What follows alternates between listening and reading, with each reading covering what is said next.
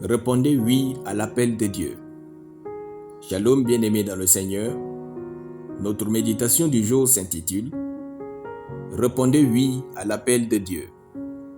Nous tirons notre texte dans Ézéchiel chapitre 22, le verset 30, qui nous dit ceci. « Je cherche parmi eux un homme qui élève un mur, qui se tienne à la brèche devant moi en faveur du pays, afin que je ne le détruise pas, mais je n'en trouve point. » Alléluia. Dieu désire que tous ses enfants soient des représentants authentiques de son règne dans ce monde. Ainsi, Dieu dispose d'un cadre appelé ministère pour que nous puissions tous nous tenir pour lui dans l'unicité de notre création afin de le servir. Servir Dieu est le plus grand privilège qui soit aux hommes de vivre. Dans chaque domaine, Dieu désire avoir des hommes sur qui il peut compter. Frères, Dieu n'appelle pas que des pasteurs, car le terme ministère désigne tout travail que vous faites pour Dieu.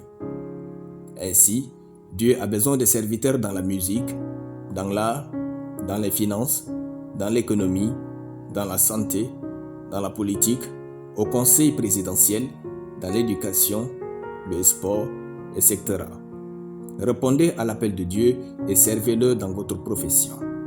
Dans notre texte, Dieu dit « Je cherche parmi eux un homme qui élève un mur, qui se tienne à la brèche devant moi en faveur du pays. » Dieu n'a pas besoin d'une multitude pour faire de grandes choses.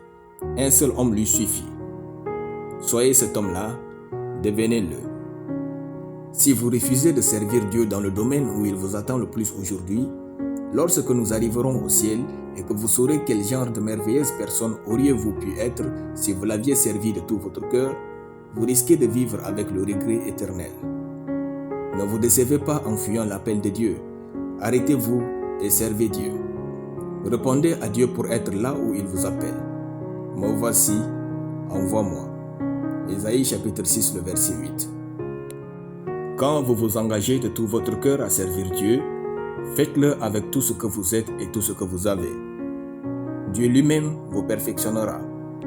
Ne laissez pas le diable vous disqualifier. Ne laissez pas le monde vous disqualifier. Allez vers les uns dans l'intention d'être une source de bénédiction pour eux. Si les uns vous rejettent, c'est que vous ne leur êtes pas destinés. Alors retournez vers les autres et rendez leur ministère avec ce que vous avez comme don et talent. Si les autres vous rejettent aussi, soyez sans crainte. Dieu vous enverra lui-même ceux qui ont le plus besoin de vous. Quelque part dans ce monde, quelqu'un n'attend que vous pour connaître Dieu et éviter l'enfer. Plusieurs vies vous attendent. Répondez à l'appel de Dieu, séparez-vous de tout ce qui est impur et servez le Seigneur. Le meilleur don que vous puissiez offrir à Dieu est celle de votre personne, le servant avec passion. Vous ne le regretterez jamais, car votre pire instant avec lui sera meilleur que votre meilleur instant sans lui. Alléluia. Nous allons prier. Merci Seigneur pour le privilège de te servir à ma génération.